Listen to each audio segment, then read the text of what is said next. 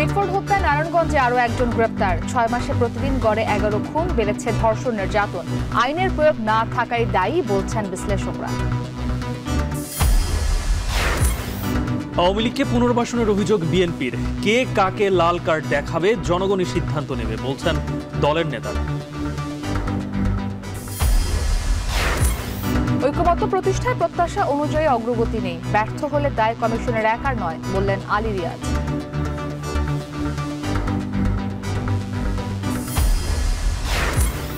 আওয়ামী লীগের করা সব বিদ্যুৎ চুক্তি পর্যালোচনা করবে সরকার, জানালেন অর্থ উপদেষ্টা। দুর্যোগ মোকাবেলায় 4 লাখ টন চাল আমদানির অনুমোদন ক্রয় কমিটিতে। এবং সাফ অনূর্ধ্ব 20 পয়েন্ট টেবিলের শীর্ষে ওঠার লড়াইয়ে বাংলাদেশ নারী দলের প্রতিপক্ষ ভুটান। ম্যাচ শুরু বিকেল 3টায়।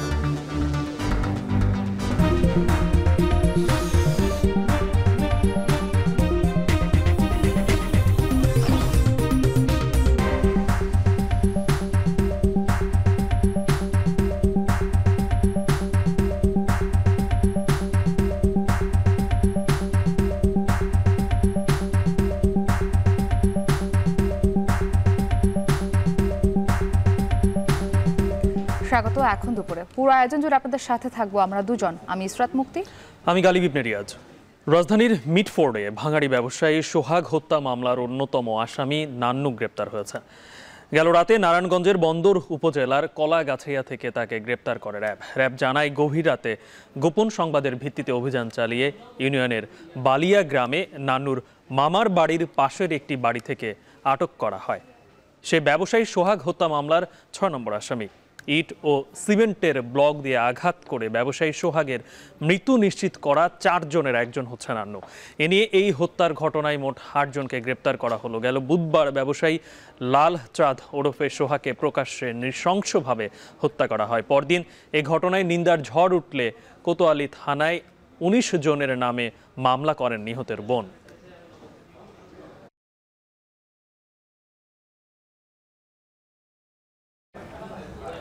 চলতি বছরের 6 মাসে খুন হয়েছে 1930 জন, প্রতিদিন যা গড়ে 11 জন।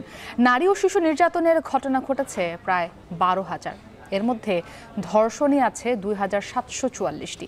যদিও সরকার বলছে অন্য বছরের তুলনায় অপরাধ বাড়েনি। এত সহিংসতার জন্য রাজনৈতিক অস্থিরতা ও আইন প্রয়োগ না থাকাকে দায়ী করেছেন বিশ্লেষকরা। আরও জানাবেন জাহিদ হাসান। গেল 9 জুলাই পুরান ঢাকার মিটফোর্ড হাসপাতালের 3 নম্বর গেটে হত্যা করা হয় ব্যবসায়ী সোহাগকে। দোকান থেকে টেনে নিয়ে হেলমেট দিয়ে প্রথমে মাথায় আঘাত করে, পরে পাথর মেরে মৃত্যু নিশ্চিত করা হয়। এ ঘটনা নিয়ে দেশ জুড়ে তোলপাড়। রোববার সিলেটের কাজির বাজারের পাশের একটি চায়ের দোকানে কর্মচারী রুমন নিহত হন। চা দিতে দেরি হওয়ায় কথা কাটাকাটি নিয়ে রুমনকে ছুরি মেরে হত্যা করা হয়। আর সোমবার ময়মনসিংহের ভালুকায় মা ও 2 সন্তানকে গলা কেটে বাসার ভেতরেই হত্যা করে রেখে যায় দুর্বৃত্তরা। ঢাকা শহরে প্রতিদিনই পাওয়া যাচ্ছে বিভিন্ন আবাসিক এলাকায় গৃহকর্মীর ঝুলন্ত লাশ। এছাড়া খালে, নদীতে, সড়কের পাশে মিলছে মানুষের মরদেহ। কিছু ঘটনায় কেউ গ্রেফতার হলেও বেশিরভাগ হত্যাকাণ্ড থেকে যাচ্ছে আলোচনার বাইরে। হচ্ছে না তদন্ত, নেই মামলার অগ্রগতিও। পুলিশ সদর দপ্তরের তথ্য বলছে চলতি বছরের 7 মাস ধরে প্রতিদিন গড়ে খুন হচ্ছে 11 জন। জানুয়ারি থেকে জুন পর্যন্ত সারা দেশে হত্যাকাণ্ডের শিকার হয়েছেন 1930 জন। জানুয়ারিতে 294, ফেব্রুয়ারিতে 300, মার্চে 316, জুনে সর্বোচ্চ 334 জন খুনের শিকার হয়েছেন। প্রতি মাসে মহামারীর আকার ধারণ করছে হত্যাকাণ্ড। দেশের সব থানায় মামলার সংখ্যা থেকে এই চিত্র ফুটে উঠেছে। সবচেয়ে বেশি খুন হচ্ছে ঢাকা মহানগরে, এরপরেই চট্টগ্রাম অঞ্চলে বেশি খুনের ঘটনা ঘটছে। এছাড়া কুমিল্লার মুরাদনগরে নারীকে ধর্ষণ করে বিবস্ত্র করার দৃশ্য তোলপাড় হয় দেশ জুড়ে। 6 মাসে সারা দেশে 11,008টি নারী ও শিশু নির্যাতনের ঘটনা ঘটেছে, যার মধ্যে প্রায় 3,000 ধর্ষণের ঘটনাও রয়েছে। দেশে হত্যাকাণ্ড কেন বাড়ছে, নিয়ন্ত্রণ কেন করা যাচ্ছে না, এমন প্রশ্নের জবাবে রাজনৈতিক বিশ্লেষক অধ্যাপক সিদ্দিকুর রহমান বলেন, ভঙ্গুর আইনশৃঙ্খলা পরিস্থিতি আর রাজনৈতিক অস্থিরতায় হত্যাকাণ্ড বাড়ছে। বাংলাদেশের যে রাজনৈতিক সংস্কৃতি, সেইখানে পরমত সহিষ্ণুতার কোনো জায়গা নেই। একে অন্যের রাজনৈতিকদের প্রতি সহনশীল শ্রদ্ধাবোধ প্রদর্শন এটা আমাদের কালচারে গড়ে ওঠে নাই। ফলে আপনি এই হত্যাকাণ্ডগুলোর অনেকগুলোর পেছনে দেখবেন যে রাজনৈতিক কারণ আছে। এই অস্থিরতা কিছুটা রোধ করা যায় যখন মানুষের আইনের শাসন থাকে, কিন্তু বাংলাদেশে তো আইনের শাসনের ঘাটতি আছে প্রচণ্ড রকমের। সেখানে ন্যায় বিচার সুবিচার সেটারও ঘাটতি আছে। আমরা তো একটা অন্তর্বর্তীকালীন অবস্থার মধ্যে আছি, সেটার মধ্যে এই অন্তর্বর্তী পরিস্থিতির সুযোগ নিয়ে এটার প্রবণতাটা অনেক বেশি বেড়ে গেছে। সমাজে হানাহানি বেড়ে যাচ্ছে, মানুষ সহিংস হয়ে উঠছে। এত সংঘাত বাড়ছে কেন, এমন প্রশ্নের জবাবে মনোবিজ্ঞানী অধ্যাপক মেহজাবিন হক বলেন, অপরাধকে রাষ্ট্রীয়ভাবে উৎসাহিত করায় মানুষ দিন দিন হিংস্র হচ্ছে। যখন তারা দেখবে যে ভালো কাজে পুরস্কৃত হচ্ছে না, বরং মন্দ কাজের প্রতি মানুষের আকর্ষণ বেশি। কেন আকর্ষণ বেশি?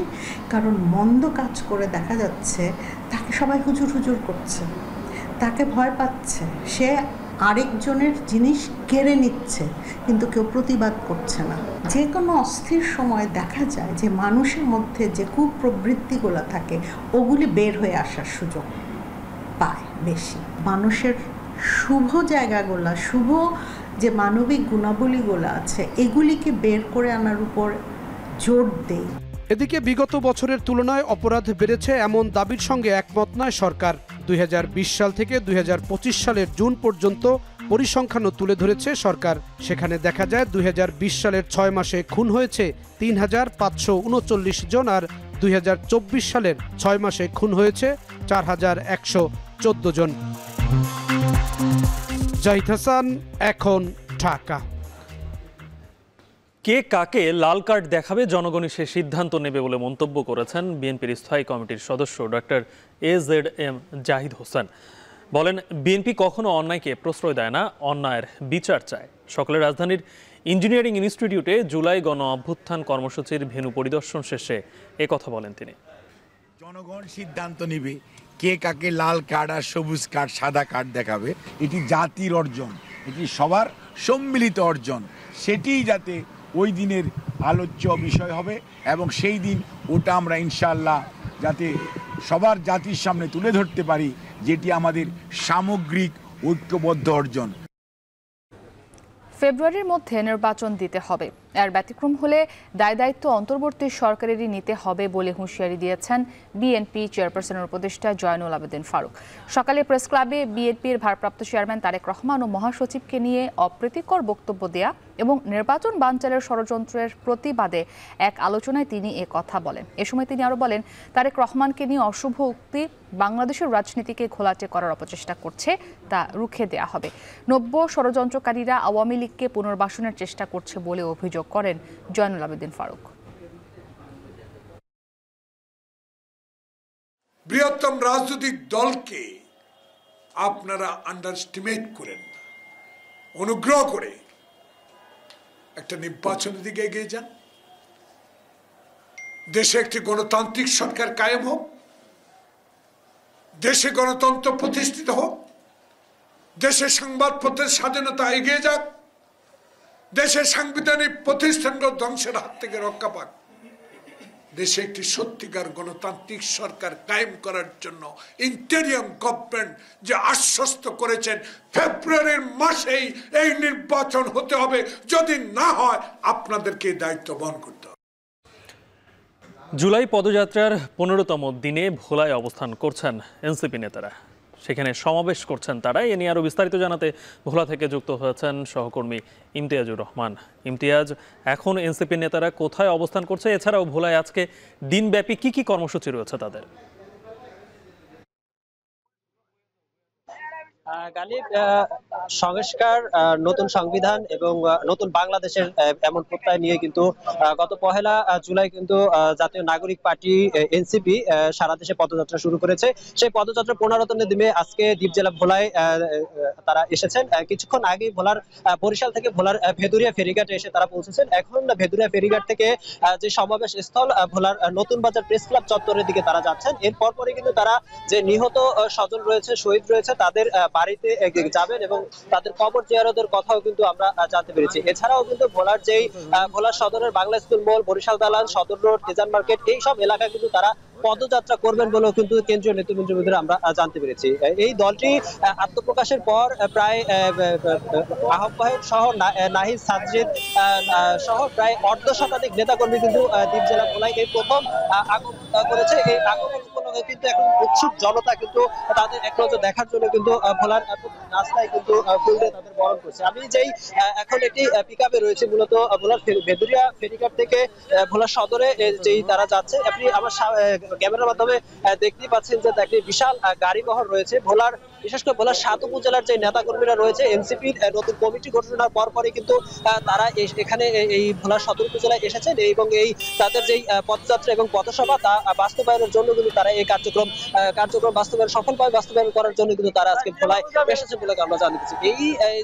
যেই আজকে যে জুলাইয়ের পদযাত্রা রয়েছে এবং পথসভা রয়েছে সেখানে কিন্তু একরকম শুধু এনসিপি নেতা কর্মী নয়, প্রায় উৎসুক জনতা এবং সাধারণ মানুষও কিন্তু এখানে অংশগ্রহণের জন্য কিন্তু তারা এসেছেন বলে কিন্তু আমরা দেখতে পেয়েছি। এছাড়াও জানিয়ে রাখি ভোলার প্রায় আজকে 2টা নাগাদ ভোলার নতুন বাজার প্রেস ক্লাব চত্বরে একটি সমাবেশ অনুষ্ঠিত হওয়ার কথা থাকলে কিন্তু তাদের আসতে দেরি হওয়ার কারণে কিন্তু সেই 2টার সমাবেশটা কিন্তু কিছুটা বিলম্ব হবে বলে কিন্তু যে নেতাকর্মী রয়েছে তারা জানিয়েছে। তো সবশেষে বলা যায় যে ভোলায় এনসিপির যে নেতাকর্মী আছে তাদেরকে দেখতে একদম উৎসুক জনতা সহ এনসিপি নেতাকর্মীরা কেন ভিড় জমিয়েছে। তো এ ছিল আমার কাছে ভোলা থেকে সর্বশেষ। দেশব্যাপী জাতীয় নাগরিক কমিটির পদযাত্রার কর্মসূচিতে আজকে ভোলায় অবস্থান করছেন তারা। সেখানকার সর্বশেষ খবর জানাচ্ছিলেন সহকর্মী ইমতিয়াজুর রহমান। জাতীয় ঐকমত্য কমিশনে প্রত্যাশিত অগ্রগতি হচ্ছে না বলে জানিয়েছেন কমিশনের সহসভাপতি অধ্যাপক আলী রিয়াজ। সময় স্বল্পতা বিবেচনায় নিয়ে দলগুলোর অবস্থানগত পরিবর্তন করার আহ্বান জানান তিনি। বলেন, অনিষ্পন্ন বিষয়ে দ্রুত সিদ্ধান্ত নিয়ে সকলে মিলে জাতীয় সনদ তৈরির জায়গায় যেতে হবে। বেলা 11টার পর রাজধানীর ফরেন সার্ভিস একাডেমিতে রাজনৈতিক দলগুলোর সঙ্গে জাতীয় ঐকমত্য কমিশনের দ্বিতীয় দফায় 14তম দিনের বৈঠকের শুরুতে এ কথা বলেন তিনি। আলী রিয়াজ আরও বলেন, মানুষের প্রত্যাশা অনুযায়ী রাজনৈতিক দলগুলোকে দায় এবং দায়িত্ব অনুভব করতে হবে। কয়েকদিনের মধ্যে কাঠামোগত বিষয়ে একমত হতে হবে। কমিশন ব্যর্থ হলে সবাই ব্যর্থ হবে বলে হুঁশিয়ারি দিয়েছেন তিনি।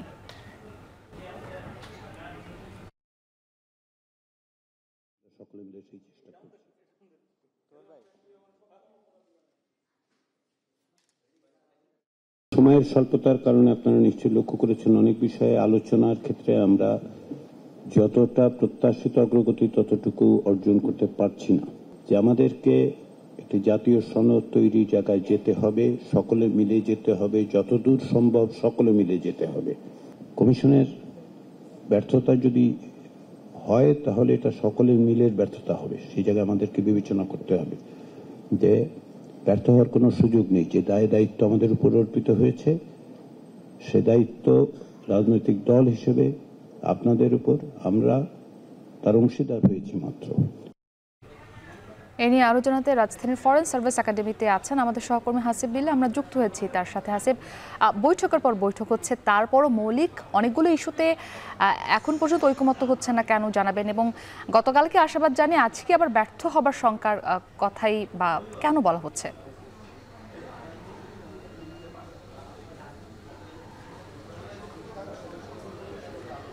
বেশ কিছু বিষয়ে ঐকমত্য হয়েছে, কিন্তু মৌলিক সংস্কার বলতে উল্লেখযোগ্যভাবে যদি বলা হয় যে উচ্চকক্ষ এবং দ্বিকক্ষ বিশিষ্ট পার্লামেন্টের বিষয়ে সকল রাজনৈতিক দল একমত, কিন্তু দ্বিকক্ষের মধ্যে উচ্চকক্ষ কিভাবে গঠিত হবে সেটি নিয়ে কিন্তু বিতর্ক অনেক আগে থেকেই চলমান।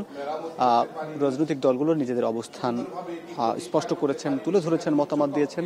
এর আগে উচ্চকক্ষ নিয়ে একাধিক বৈঠক হচ্ছে, গতকালকে ওইটি নিয়ে সমাধান হয়নি এবং আজকেও ঐকমত্যে পৌঁছানো যায়নি। এখন পর্যন্ত দুপুরের বিরতির আগ পর্যন্ত 11টা থেকে যে বৈঠকটি শুরু হয়েছে, উচ্চকক্ষ নিয়ে সব রাজনৈতিক দল মতামত দিয়েছে, কিন্তু বিএনপির বরাবরই অবস্থান যে সংসদ সদস্যদের মাধ্যমে বা সংসদ সদস্যদের যে রেশিও সেটির মাধ্যমে উচ্চকক্ষ গঠিত হবে। কিন্তু ঐকমত্য কমিশনের যে প্রস্তাব ছিল সেখানে সারা দেশে প্রাপ্ত ভোটের আলোকেই উচ্চকক্ষ গঠন হবে। এটি নিয়ে কিন্তু এনসিপি, জামাত সহ বেশিরভাগ রাজনৈতিক দল একমত।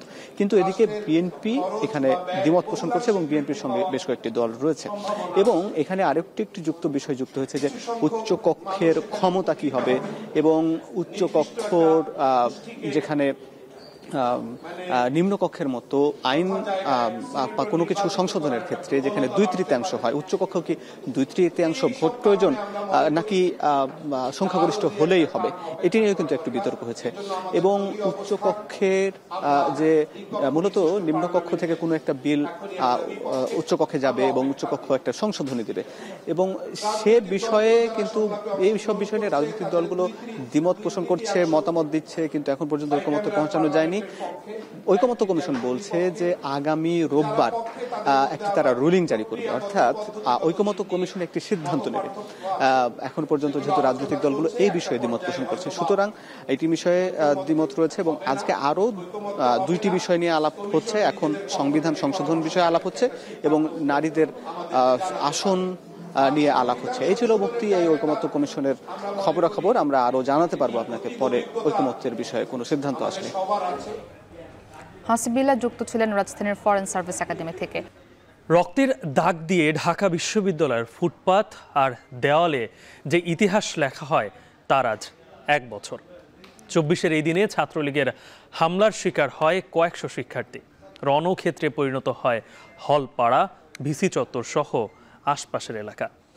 জীবন মৃত্যুর সন্ধিক্ষণ থেকে ফিরে আসে কেউ কেউ, তবে সেদিনই ঢাকা বিশ্ববিদ্যালয়ের হলগুলোকে ছাত্রলীগ মুক্ত করা হয়। দেখুন সিফাত শাহরিয়ারের প্রতিবেদনে।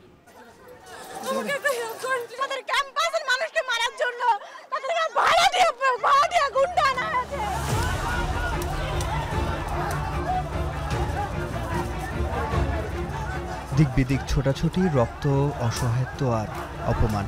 15 জুলাই 2024। শতবর্ষী ঢাকা বিশ্ববিদ্যালয়, যা আগে প্রত্যক্ষ করেনি কখনো। সেদিন বিকেলে ভিসি চত্বরে লাল বাস নয়, যেন অপেক্ষায় ছিল জলাতঙ্ক। ছোপ ছোপ রক্তের দাগ দিয়ে ফুটপাতাল দেয়ালে লেখা হয় নয়া ইতিহাস।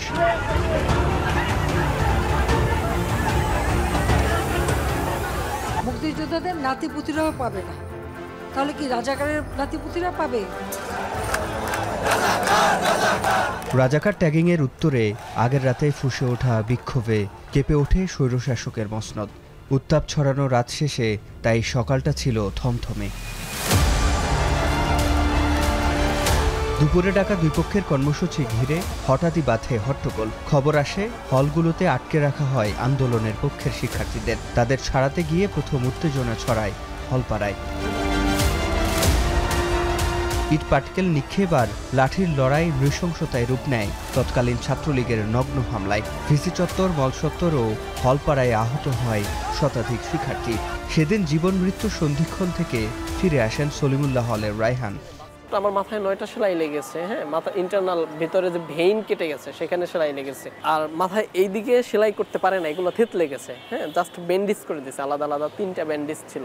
আমরা তো নারীদের প্রতি একটু সংবেদনশীলতাটা দেখাই, ছাত্রলীগ এই ন্যূনতম মানবিকতাটা, সংবেদনশীলতাটা দেখাই নাই নারীদের প্রতিও।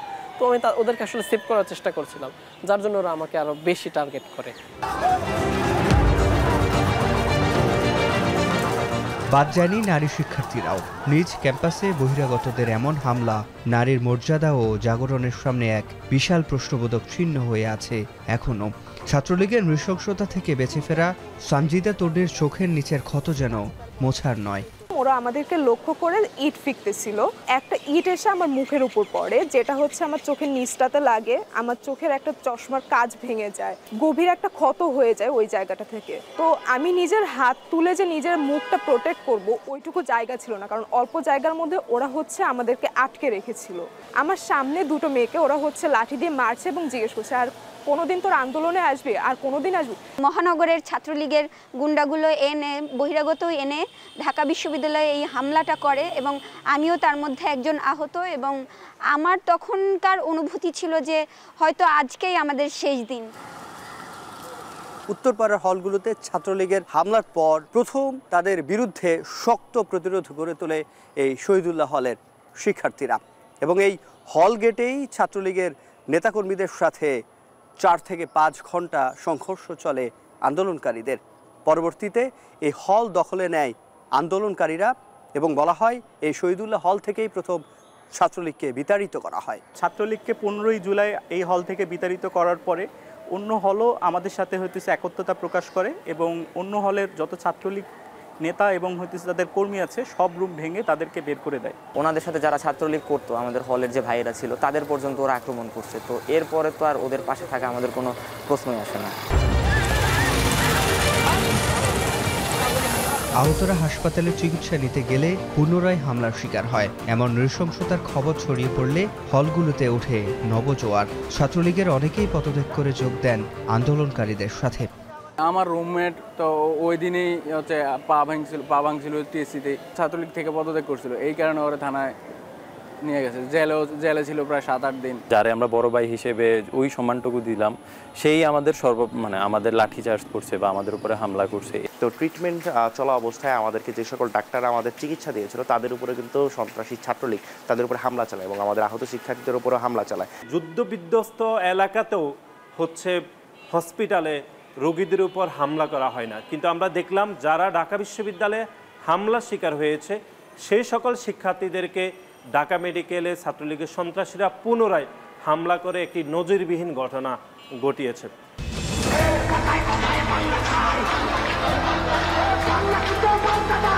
সাধারণ শিক্ষার্থী থেকে রাজনৈতিক কর্মী, নয়া বন্দোবস্তে এমন পুনরাবৃত্তি চায় না কেউই।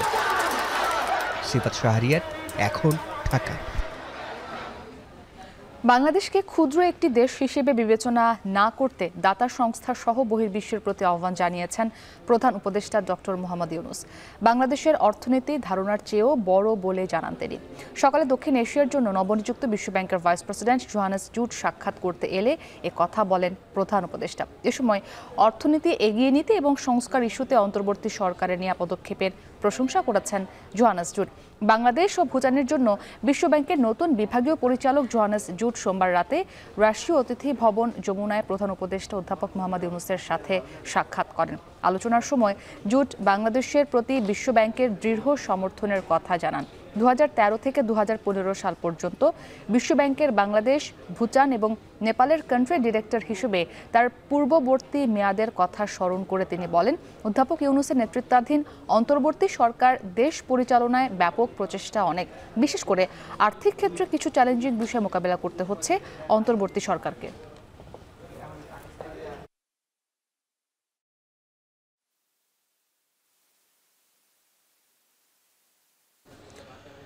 দেশের সরকারি প্রাথমিক বিদ্যালয়গুলোতে প্রধান শিক্ষকের শূন্যপদে দ্রুততম সময়ের মধ্যে নিয়োগের নির্দেশ দিয়েছেন প্রধান উপদেষ্টা ডক্টর মোহাম্মদ ইউনূস। গতকাল সোমবার বিকেলে রাষ্ট্রীয় অতিথি ভবন যমুনায় এক বৈঠকে এই নির্দেশ দেন তিনি। বৈঠকে প্রাথমিক ও গণশিক্ষা মন্ত্রণালয়ের উপদেষ্টা ডক্টর বিধান রঞ্জন রায় পোদ্দার, মন্ত্রণালয়ের সচিব, প্রধান উপদেষ্টার মুখ্য সচিব সিরাজ উদ্দিন মিয়া সহ অন্যান্য কর্মকর্তারা উপস্থিত ছিলেন। বৈঠকে প্রধান উপদেষ্টা সরকারি প্রাথমিক বিদ্যালয়ের শিক্ষার মান সম্পর্কে এবং কোন স্কুলগুলো ভালো করছে সে ব্যাপারে মূল্যায়ন জানতে চান। বৈঠকে প্রধান শিক্ষক পদে পদায়নের পাশাপাশি নতুন নিয়োগের নির্দেশ দিয়েছেন প্রধান উপদেষ্টা। বলেন, স্কুলগুলোতে প্রধান শিক্ষক নিয়োগের ক্ষেত্রে কিভাবে যোগ্যদের নিয়ে আসা যায় সেই বিষয়টিকে প্রাধান্য দিতে হবে। কয়েকটা ক্যাটাগরি করে দিতে হবে, যারা বহু বছর ধরে শিক্ষকতা করে আসছে, অভিজ্ঞ তারা প্রাধান্য পাবেন।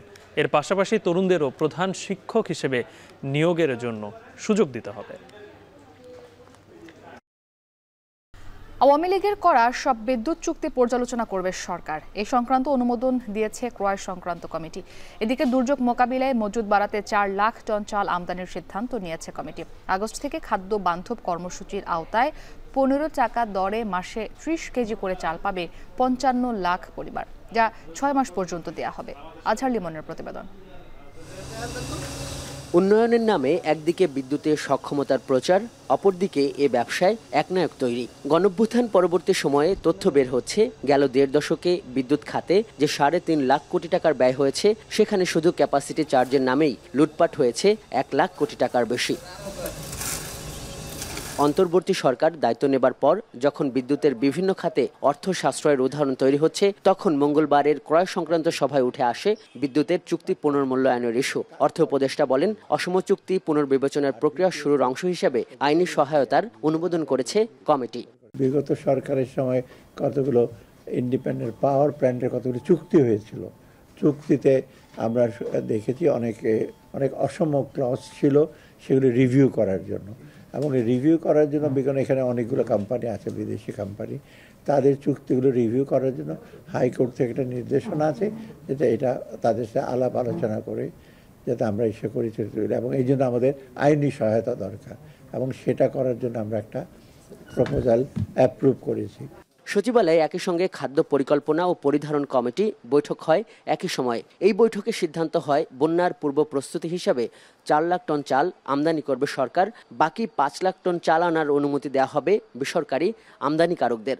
আমরা আগামী আগস্ট মাসে খাদ্য বান্ধব কর্মসূচিটা চালু করব। খাদ্য বান্ধব কর্মসূচিটা আমাদের যত ধরনের আর্থিক কর্মসূচি আছে খাদ্য সংক্রান্ত, সবচেয়ে ফলপ্রসূ, সবচেয়ে বেশি পরিমাণে সেটা হচ্ছে এখানে আমরা প্রতিটা পরিবার 30 কেজি করে, গতবার 50 লাখ পরিবার পেতেন, মাননীয় অর্থ উপদেষ্টা এটাকে এবার 55 লাখ করে দিয়েছেন। এই 55 লাখ পরিবার 30 কেজি করে চাল পাবে 6 মাস। ক্রয় সংক্রান্ত সভায় গণভবনকে জুলাই স্মৃতি জাদুঘরে রূপান্তরের জন্য বরাদ্দ অর্থ অনুমোদন দেওয়া হয়েছে। আজহার লিমন, এখন, ঢাকা। ফেনীতে বন্যা পরিস্থিতির উন্নতি হলেও পানি কমার সাথে সাথে স্পষ্ট হয়ে উঠছে ক্ষতচিহ্ন। দুর্গতদের মাঝে দেখা দিয়েছে নানান রোগ ব্যাধি। সেবা দিতে মেডিকেল ক্যাম্পের আয়োজন করেছে বিজেপি। এদিকে টেকসই বাঁধের দাবিতে মানববন্ধন করেছে পরশুরামের বাসিন্দারা। আরও জানাচ্ছেন সুলাইমান ডালিম। ফেনীর পরশুরামের ধনিকুণ্ডার ধোপাপাড়া পুরো এলাকাটি বিধ্বস্ত। ঘরবাড়ি মিশে গেছে মাটির সাথে। পরার কাপড় ছাড়া আর কিছুই নেই বাসিন্দাদের। কিছুই নেই, কি বলতাম, এক ফ্যামিলি কি না থাকে, কিছুই নেই আমাদের, শুধু কাপড়টা নিয়ে আর মেয়েরা লয়ে বাঁচে পাচ্ছি। আমাদের ঘর বাড়ি সব নিয়ে নিয়েছে, চেয়ার টেবিল কিছুই না, আমাদের পড়ালেখার জিনিসও নাই, সব গেছে বাবু, কিছু নাই, ও করার টুকরো করতে নাটবেন। বন্যার এমন দগদগে ক্ষত ফুলগাজী পরশুরাম উপজেলায়। পানি কমার সাথে সাথে দেখা দিয়েছে ডায়রিয়া, চর্মরোগ সহ বিভিন্ন রোগের প্রাদুর্ভাব। পরিস্থিতি উত্তরণে 1200 মানুষের চিকিৎসার ব্যবস্থা করেছে বিজিবি।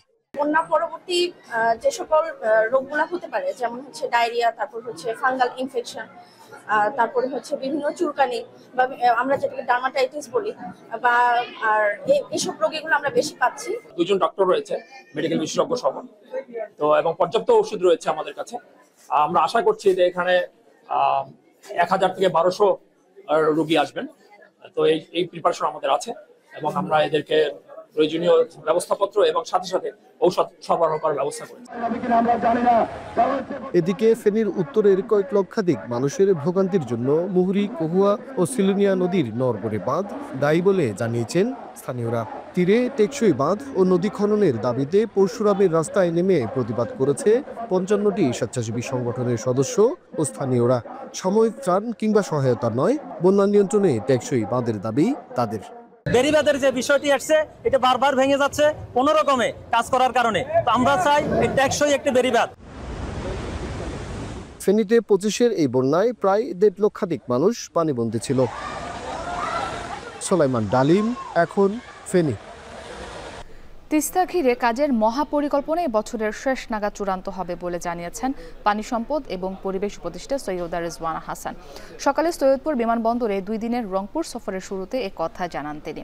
তিস্তা মহাপরিকল্পনার বিষয়ে সিদ্ধান্ত নিতে বাংলাদেশ ও চীন 2 দেশেরই সম্মতি লাগবে বলে মন্তব্য করেন উপদেষ্টা রিজওয়ানা। গত কয়েক মাসে আমাদের অগ্রগতি বেশ আশাব্যঞ্জক। আমাদের পরিকল্পনাটা চূড়ান্ত করেছি। তিস্তা থেকে চাইনিজ পক্ষ থেকে যে পরিকল্পনা দেওয়া হয়েছে, সেখানে আপনারা জানেন যে এখানে মাঠ পর্যায়ে 5টা আলোচনা হয়েছে। এখন বিশেষজ্ঞ পর্যায়ে একটা আলোচনা হবে 17 তারিখে। মাঠ পর্যায়ে যে আলোচনা হয়েছে সেই মন্তব্যগুলোর সাথে নিয়ে আমরা আমাদের মতামত চূড়ান্ত করে ফেলেছি। তো আমরা আশা করছি এই বছরের শেষ নাগাদ আমরা এটাকে চূড়ান্ত করে ফেলতে পারি। বাংলাদেশের রপ্তানি পণ্যের উপর যুক্তরাষ্ট্র ৩৫% শুল্ক আরোপ করেছে এবং এরপরে যেটি হয়েছে দেশের সবচেয়ে বড় খাত তৈরি পোশাক শিল্প সেটি কিন্তু অনিশ্চয়তার মুখে পড়েছে এবং ইতোমধ্যে অনেক ক্রেতা প্রতিষ্ঠান তাদের ক্রয়াদেশ বাতিল করেছে এবং তারা অনেকে আগাম জানিয়েও দিয়েছে যে বাড়তি যেই শুল্কের ভার সেটি তারা আসলে নেবে না। এবং মুক্তি জানেন যে বাংলাদেশের তৈরি পোশাকের সবথেকে বড় বাজার কিন্তু যুক্তরাষ্ট্র। সেখানে যদি এই ধরনের প্রতিবন্ধকতা সৃষ্টি হয় তাহলে খুব স্বাভাবিকভাবে হুমকিতে পড়বে দেশের তৈরি পোশাক খাত। তো বিজিএমই যেটা বলছে যে এটি যদি আসলে কূটনৈতিক দক্ষতায় যদি এটা সমাধান করা না যায় তাহলে অনেক কারখানা বন্ধ হয়ে যাবে আর খুব স্বাভাবিকভাবেই তাহলে অর্থনীতিতে একটা নেতিবাচক প্রভাব পড়তে পারে। এর একটি প্রতিবেদন রয়েছে। এককভাবে যুক্তরাষ্ট্র দেশীয় তৈরি পোশাকের সবচেয়ে বড় রফতানি গন্তব্য। বিদায়ী অর্থ বছরে দেশটিতে প্রায় $8.5 বিলিয়ন বা $878 কোটি পোশাক রফতানি করেছে বাংলাদেশ। যদিও 1 আগস্ট থেকে বাংলাদেশি রফতানি পণ্যের ওপর ট্রাম্প প্রশাসনের 35% শুল্ক বাড়ানোর ঘোষণায় নড়েচড়ে বসেছেন মার্কিন ক্রেতারা। এ বিষয়ে চূড়ান্ত সিদ্ধান্ত না হওয়া পর্যন্ত আগের দেয়া ক্রয়াদেশ আপাতত স্থগিত রাখতে বলছেন বেশ কিছু ক্রেতা প্রতিষ্ঠান। কেউ কেউ ইঙ্গিত দিয়েছেন বাড়তি শুল্কের বোঝা বইতে হবে রপ্তানিকারককে, যা এই শিল্পের জন্য বড় ধাক্কা হিসেবে দেখছেন উদ্যোক্তারা। উচ্চ শুল্ক বহাল থাকলে অর্ডার বাতিল কিংবা পোশাকের মূল্য কমিয়ে দেবে ক্রেতা, এমন শঙ্কায় ভুগছেন রপ্তানিকারকরা। এখনকার মার্কেটিংটা বায়াররা যে অর্ডারগুলো প্লেস করছে তারা একটা কন্ডিশন দিয়ে প্লেস করছিল যে ট্যারিফ ইস্যুর উপরে অনেক কিছু নির্ভর করে। তারা বলছে ঠিক আছে আমি অর্ডারটা দিচ্ছি, কিন্তু ইউএস ট্যারিফটার ডিসিশন কি হয় ওটা যদি তোমাদের ফেভারে না থাকে তখন তোমাদেরকে এটা ক্যারি করতে হবে। তখন এটা ক্যারি করার সামর্থ্য তো আসলে সেক্টরে নেই, কারণ আমরা তো আসলে অ্যাফোর্ড করতে পারবো না।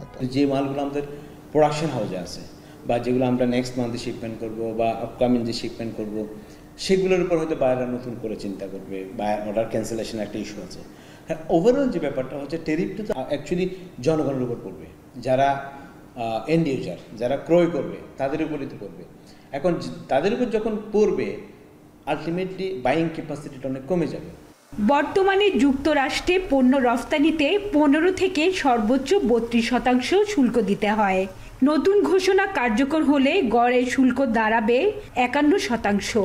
ব্যবসায়ীরা বলছেন বর্ধিত শুল্ক হার বহনের সক্ষমতা নেই রফতানিকারকদের। এটি কার্যকর হলে বিপর্যয়ের মুখে পড়বে তৈরি পোশাক খাত।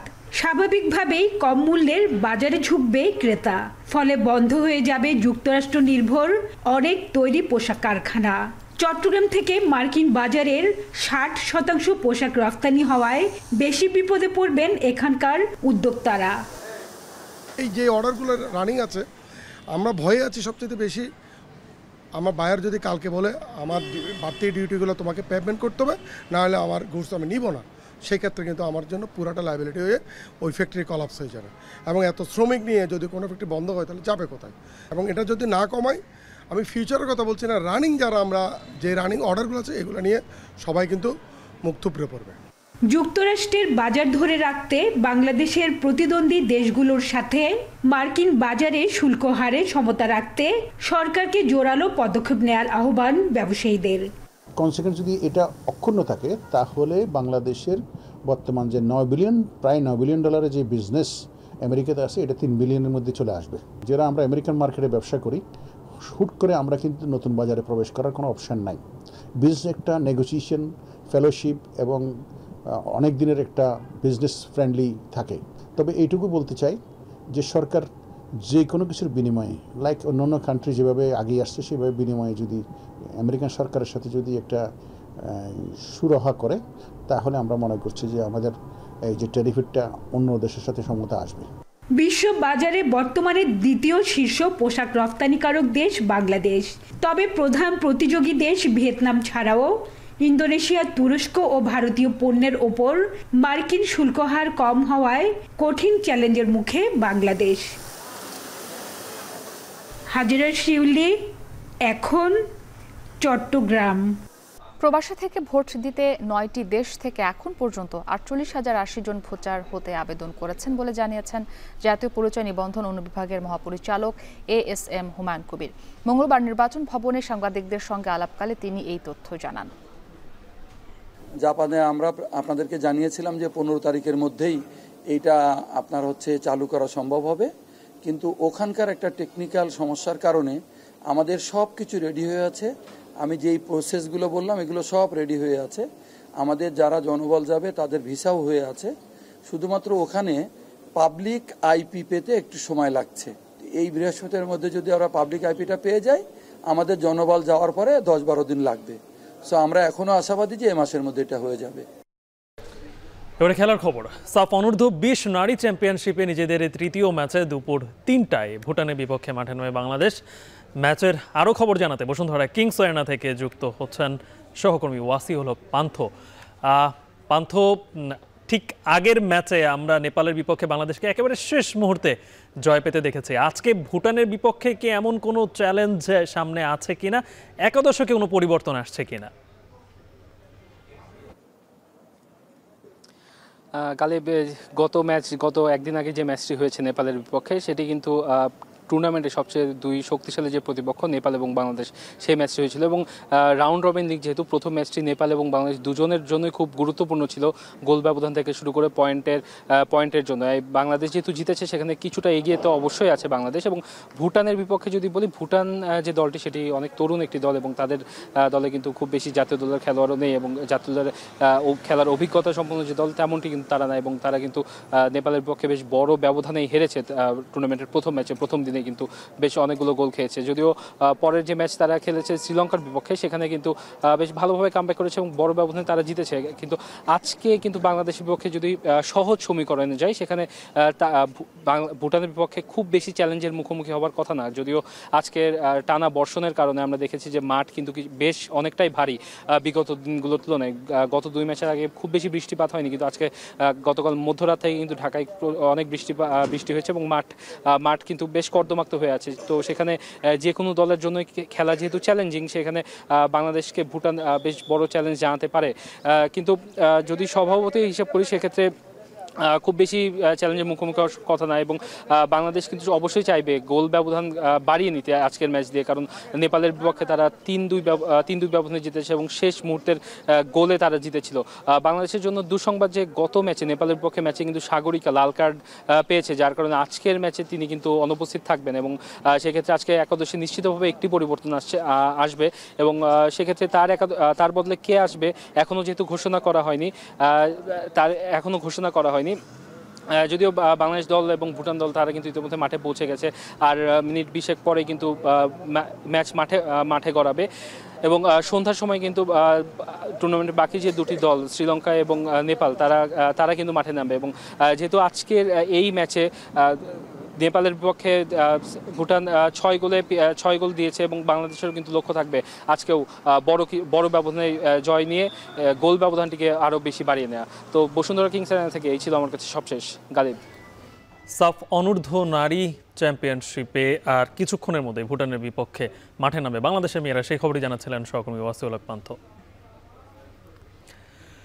রাজধানীর বর্ষা মানেই বৈচিত্র্যময় নাগরিক অনুভব, কদম ফুলের ঘ্রাণ, ভেজা ফুটপাথ, প্রেম আর স্বপ্নময়তা নিয়ে যাপিত জীবনে কাব্যিক অনুভব জাগায় এ ঋতু।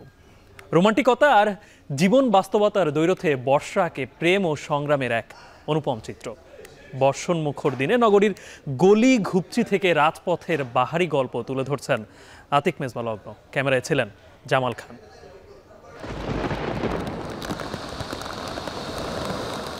এ শহরে বর্ষা মানেই ডাকঘর করা চিঠিতে এক নতুন প্রেমের নিমন্ত্রণ।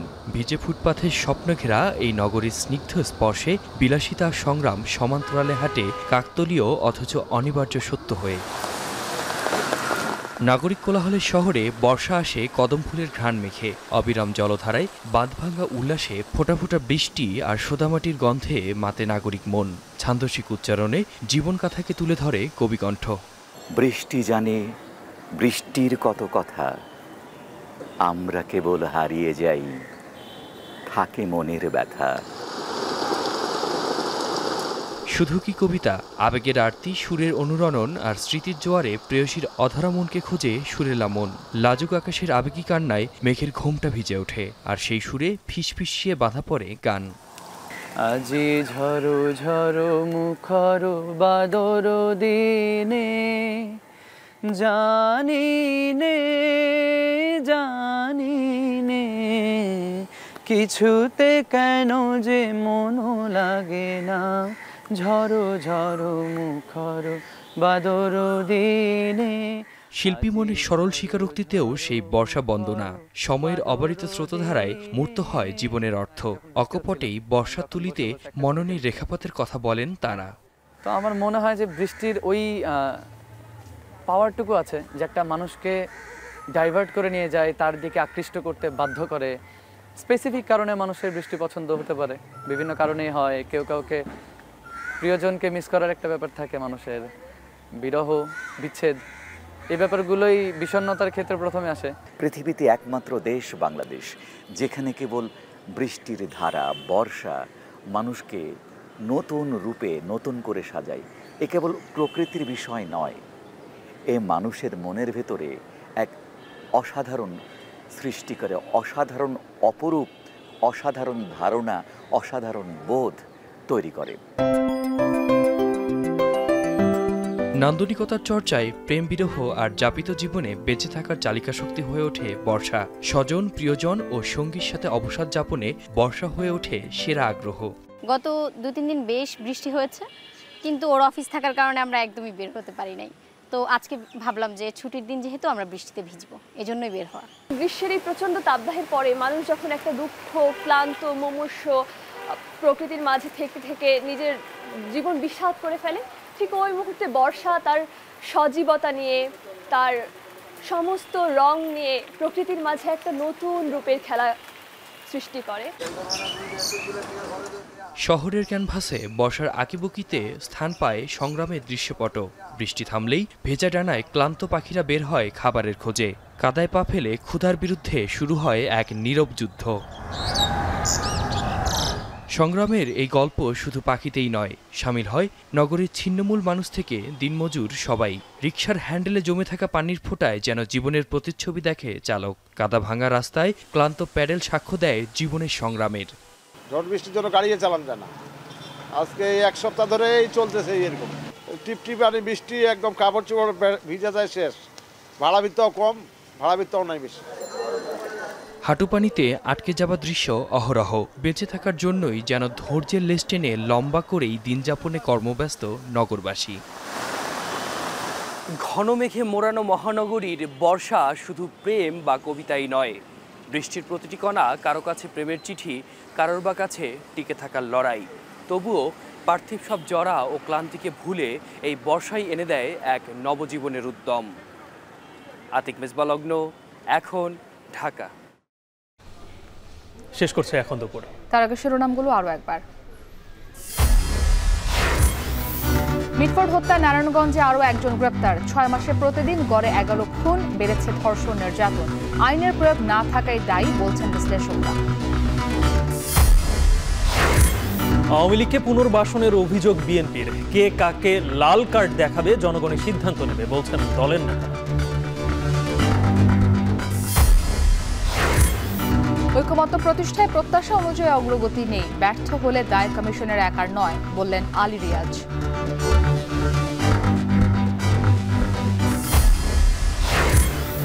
আওয়ামী লীগের করা সব বিদ্যুৎ চুক্তি পর্যালোচনা করবে সরকার, জানালেন অর্থ উপদেষ্টা। দুর্যোগ মোকাবেলায় 4 লাখ টন চাল আমদানির অনুমোদন ক্রয় কমিটিতে। এবং সাফ অনূর্ধ্ব 20 পয়েন্ট টেবিলের শীর্ষে উচ্ছাল লড়াইয়ে বাংলাদেশ নারী দলের প্রতিপক্ষ ভুটান। ম্যাচ শুরু বিকেল 3টায়।